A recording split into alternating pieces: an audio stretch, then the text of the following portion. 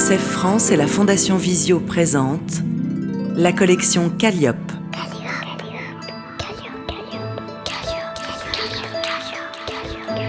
Des livres pour tous les enfants, y compris aveugles ou malvoyants. Chut, écoute. Mademoiselle Vol. Texte de Laurence Gillot, illustré par Emma Morrison, traduction des dialogues en arabe par Iman Alouche. Édition du Pourquoi pas. Chapitre 1. L'invitation. C'est une invitation pour mon anniversaire, annonce Manon en tendant une enveloppe colorée à son amie. Anna n'est pas sûre d'avoir tout compris. Elle ne parle pas encore très bien français. « C'est 7 ans à toi ?» questionne-t-elle. « Oui », confirme Manon. « Tu viendras ?» Anna fait oui de la tête en souriant. C'est la première fois qu'elle est conviée à une fête depuis qu'elle est arrivée en France. Et cela la remplit de joie. Quand elle retrouve sa mère à la sortie de l'école, Anna décide de ne pas lui annoncer la nouvelle tout de suite. Non, elle lui dira ce soir pendant le repas. Elle sera plus détendue quand elles seront chez elle et elle acceptera plus facilement. Il pleut, on va à la gare. Anna préférerait attendre dans le salon de thé tout bleu, devant un chocolat chaud et un gâteau à plusieurs étages. Une fois, elle y a aperçu Manon à travers la vitrine. Elle était attablée devant une pâtisserie géante. Mais elle sait bien que sa mère n'a pas d'argent. Pas d'argent, pas de maison, pas de travail, rien. Dans le hall des arrivées, elle s'installe sur un banc, un peu à l'écart. Sa mère s'attelle aussitôt à son ouvrage de broderie. Piquer l'aiguille, tirer le fil, piquer encore. Tu fais quoi ? Une jupe pour toi. Anna aimait bien ses vêtements brodés quand elle était là-bas dans son pays. Mais maintenant, elle préférerait avoir des habits comme ceux de ses camarades d'école, comme ceux qu'on porte ici. Anna a un doux visage et de longs cheveux bruns. Elle porte une jupe raccommodée, un long manteau couleur rouille et une écharpe verte brodée de fleurs rouges. Sa mère porte un foulard sur ses cheveux, un long manteau marron et une grosse écharpe. Fais tes devoirs, ma chérie, pendant qu'il y a de la lumière. Anna regarde les voyageurs défiler devant elle. Leurs valises, parfois, frôlent ses jambes. Allez, ouvre ton cartable. Anna pose son cahier sur ses genoux. Ce n'est pas facile d'écrire. Les pages sont mouvantes, elles penchent, s'enfoncent. Son crayon dérape sans cesse, sans compter le froid qui engourdit un peu ses doigts et l'empêche de bien tracer les lettres. Mal faire lui donne envie de pleurer. Anna et sa maman restent là, toutes les deux, jusqu'à ce qu'il soit l'heure. L'heure d'y aller. Chapitre 2. Chez elles. Elles attendent maintenant sous un porche. 1, 2, 3. Puis, quand elle serre la main d'Anna, c'est le signal. C'est le moment de courir et de se faufiler sans bruit. Bam, bam, bam, le cœur d'Anna tambourine fort. Et si elle trébuchait ? Pendant que le concierge emporte les poubelles au bout de l'allée, elle pénètre, sans se faire voir, dans le local à ordures d'un très beau bâtiment. Elle se cache dans un recoin sombre et sale. Bam, bam, bam. Et s'il y avait un rat ? Quand l'homme revient, il accroche comme d'habitude ses gants de travail au mur. Bam, bam, bam. Et s'il les surprenait ? Il ferme la porte à clé et s'en va. Ouf. Cette fois encore, tout s'est bien passé. Anna n'aime pas être là. Ça sent mauvais et la pénombre est inquiétante. Quand tout est vraiment silencieux, la mère d'Anna dévisse la grille de la bouche d'aération et l'une derrière l'autre, elles s'engouffrent à 4 pattes dans le conduit. Les oreilles d'Anna bourdonnent. C'est la peur de nouveau qui l'étreint. Ses yeux sont impuissants face à l'obscurité. La galerie est longue. Maman pousse leur sac et Anna s'occupe de son cartable. Elle tremble dès qu'elle sent sur sa peau des toiles d'araignée. Enfin, elle distingue une lueur là-bas. Elles sont bientôt arrivées au bout du tunnel. Mais que se passerait-il si sa maman n'arrivait pas à ouvrir l'autre grille ou si quelqu'un les attendait de l'autre côté ? Ouf, cette fois encore, tout s'est bien passé. Personne ne le sait, c'est un secret. Elles habitent ici uniquement le soir et la nuit. Et Anna aime être là. Ça sent la cire et la pénombre est enchantée. Ce musée, avec ses centaines de tableaux, de sculptures, de vitrines, Anna l'adore. Ce musée, c'est chez elle. L'intérieur de la salle du musée est baigné d'une douce lumière qui filtre à travers de grandes fenêtres, habillées de lourds rideaux verts. Disposés avec soin sous les fenêtres, des sièges attendent les visiteurs.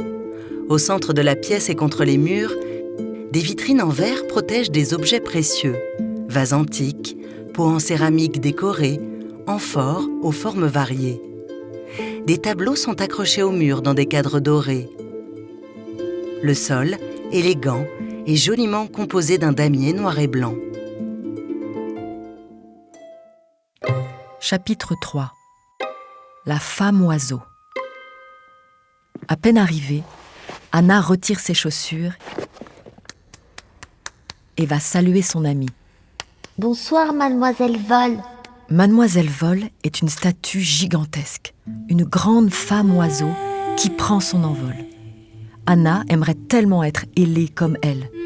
Elle ouvrirait la fenêtre et ensemble, en quelques battements, elle prendrait de l'altitude. Elle pourrait contempler les toits de la ville.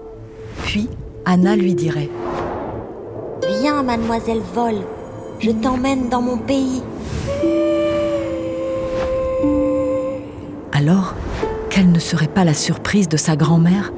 Quand elle les verrait se poser devant sa maison, elle lui dirait « Mamie, je te présente mon ami de France. » Et tout le monde s'embrasserait. Les accolades sentiraient bon les biscuits au miel, aux pistaches et aux noix. Puis, elles poursuivraient leur périple vers les montagnes. Là, Anna retrouverait son papa soldat. Il serait vivant et caché dans une ferme en ruine. Cette scène, elle lui transperce le cœur. Où allons-nous manger ce soir ? Au bord de la mer. Elle a eu si froid à la gare. Ce soir-là, Anna et sa maman pique-niquent devant l'océan. Oui, devant l'océan. Elles se sont assises devant un tableau où une plage de sable fin borde l'océan bleu-azur, qui s'étend à perte de vue. Quelques rochers se distinguent dans l'eau et sur la plage. Anna s'imagine avec sa maman, assise sur la plage, comme si elles étaient à l'intérieur du tableau. Chapitre 4. Dis oui. Tu es invitée à un anniversaire. Sa mère grimace. Anna le sait. Elles doivent être les plus discrètes possibles. Discrètes et même invisibles. Dis oui, s'il te plaît, laisse-moi y aller. C'est ma première amie à l'école. Bien sûr, sa mère est réticente. On va te questionner. On voudra savoir où tu habites. Où est ton père ? Pourquoi tu es là ?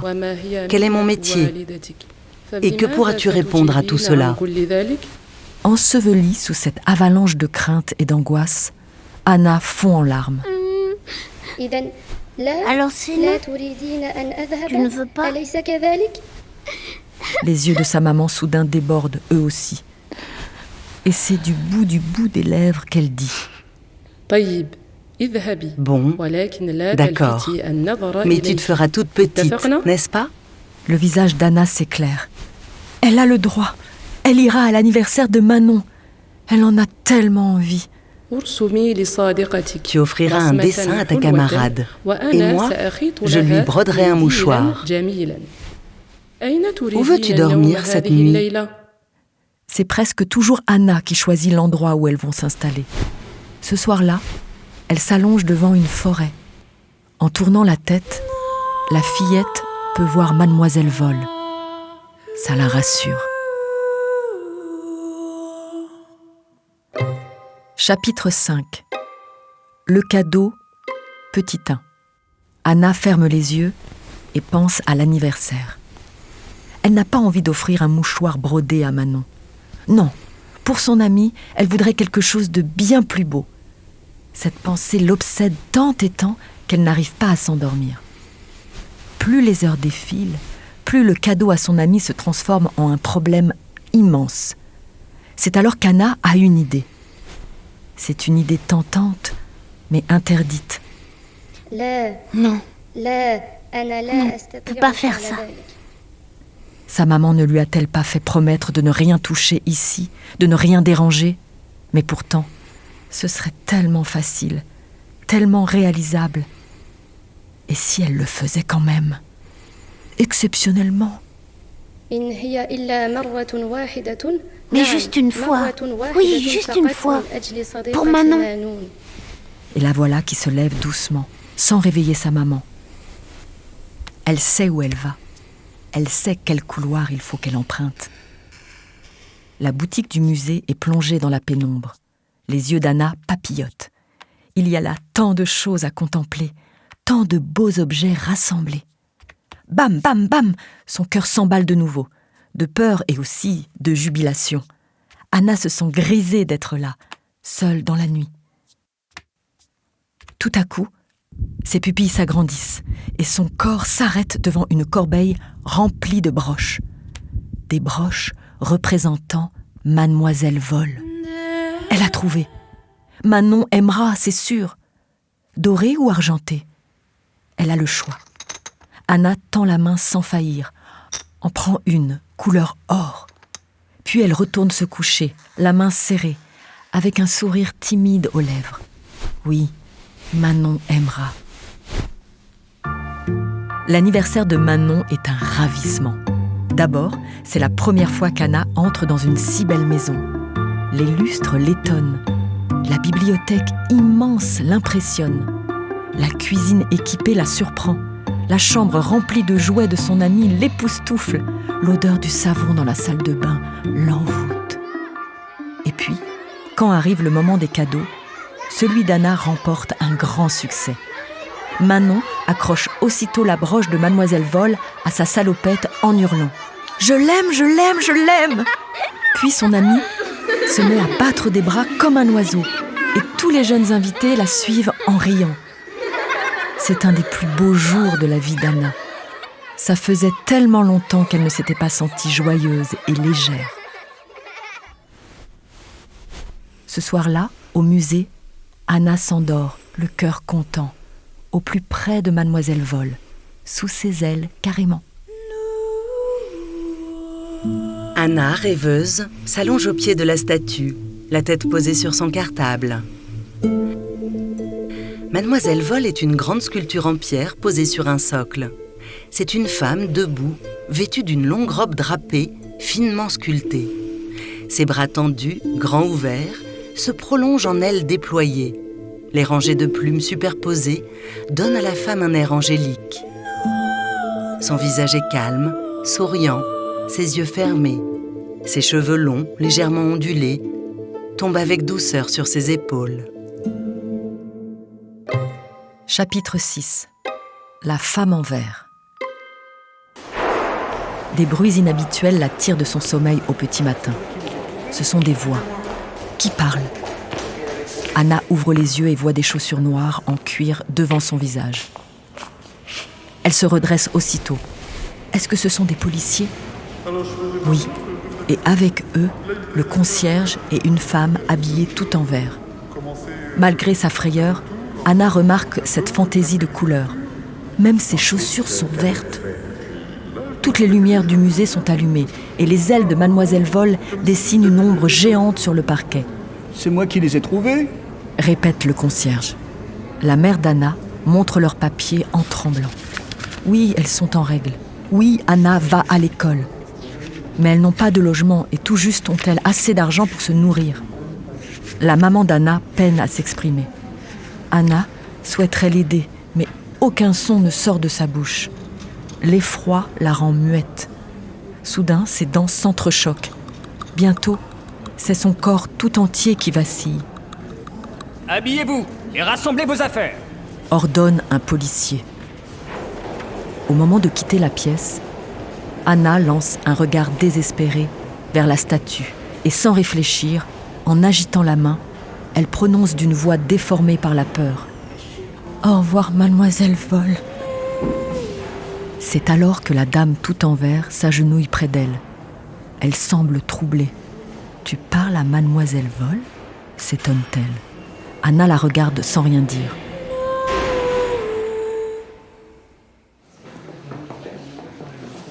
Au commissariat, il faut attendre.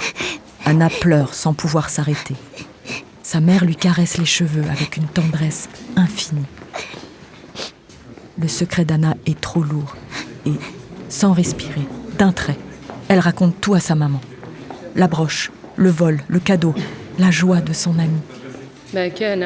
Tu n'aurais pas dû faire ça. Sa maman est ferme, mais elle s'adoucit presque aussitôt pour proposer. Tu rembourseras le musée autrement qu'avec de l'argent. On trouvera une idée. C'est à cause de moi. Bam, bam, bam. Sa poitrine va exploser. Ses jambes flageolent. Maman, est-ce qu'on va aller en prison? À la place de terminer sa phrase, Anna écarquille les yeux. La dame en vert vient d'entrer dans le commissariat. Elle parle au policier. Ça dure longtemps. Bam, bam, bam. Le cœur d'Anna s'affole. Quand la femme s'approche enfin d'elle, c'est pour les inviter à se lever. « Tout est arrangé, dit-elle. Venez avec moi. » Dans la rue, elle s'agenouille devant Anna. « Je m'appelle Gabrielle. Je suis la directrice du musée. Quand je t'ai vue parler à mademoiselle Vol ce matin, Elle bafouille. Vous n'aviez rien à faire dans le musée, mais les amis de mademoiselle Vol sont mes amis. » Anna n'a pas tout compris, mais avec spontanéité, elle lui prend la main. « Tu sais, mademoiselle Vol est partie aujourd'hui, » annonce Gabrielle. « Partie ?» s'étonne Anna. « Oui, elle va dans un autre musée, dans une autre ville. Elle reviendra dans 1 mois. »« Envolée ?» résume Anna. « Envolée, tu as trouvé le bon mot », se réjouit la dame en vert. C'est pour préparer l'arrivée des déménageurs que le gardien est arrivé plus tôt ce matin. La directrice, sa maman et Anna marchent côte à côte. Elles approchent du salon de thé tout bleu. « Vous êtes très élégantes, toutes les deux, avec vos robes brodées », les félicite la directrice en poussant la porte du commerce. « Nous, pas assez d'argent », prévient la maman d'Anna. « Je vous invite », dit Gabrielle. « Après cette mauvaise journée, il faut manger. Et moi, je dois trouver comment faire pour vous aider. » Les 3 femmes s'attablent dans l'élégant salon de thé. Anna s'amuse. Elle écarte les bras comme mademoiselle Vol et se fait des ailes avec son manteau. Chapitre 7. Le cadeau petit 2. Quelques mois ont passé. Grâce à la dame en vert, Anna et sa maman vivent désormais dans un petit appartement. C'est beaucoup moins beau qu'au musée, mais elles y sont vraiment chez elles. Anna aime être là. Ça sent souvent les biscuits au miel, aux pistaches et aux noix, et la lumière qui entre par les fenêtres est toujours douce. Parfois, Manon vient lui rendre visite, et ensemble, elles battent des bras, comme des oiseaux, et ça les fait rire. Elles jouent à Mademoiselle Vol. Aujourd'hui, Anna, sa maman et Manon sont au musée. Les retrouvailles avec Mademoiselle Vol sont émouvantes. Anna en frissonne. « Bonjour, tu es revenue ?» lui dit-elle. « Et moi aussi, je suis revenue. Je te présente mon amie Manon. » « Tu crois vraiment qu'elle nous entend ?» s'amuse Manon. « Bonjour !» Cette voix qui résonne dans la pièce, c'est celle de Gabrielle. Elle est encore habillée en vert. Dès qu'Anna la voit, elle sourit. « J'ai un cadeau pour toi », annonce-t-elle timidement avant de lui tendre un petit rouleau de tissu. Quand la directrice découvre une mademoiselle Vol cousue de fils verts, bleus, rouges, ses yeux s'embuent. « C'est magnifique !» dit-elle simplement. « Maman m'a appris et c'est moi qui l'ai brodé toute seule pour te dire merci. » Une audiodescription écrite et interprétée par Dune Cherville, avec les voix de Marie Desgranges, Rizlan Diwan et Brigitte Lecordier. Création sonore, Christophe Touzalin. Pour la Fondation Visio, qui vient en aide aux enfants et adultes déficients visuels, et pour UNICEF France, dans le cadre de son prix UNICEF de littérature jeunesse 2025.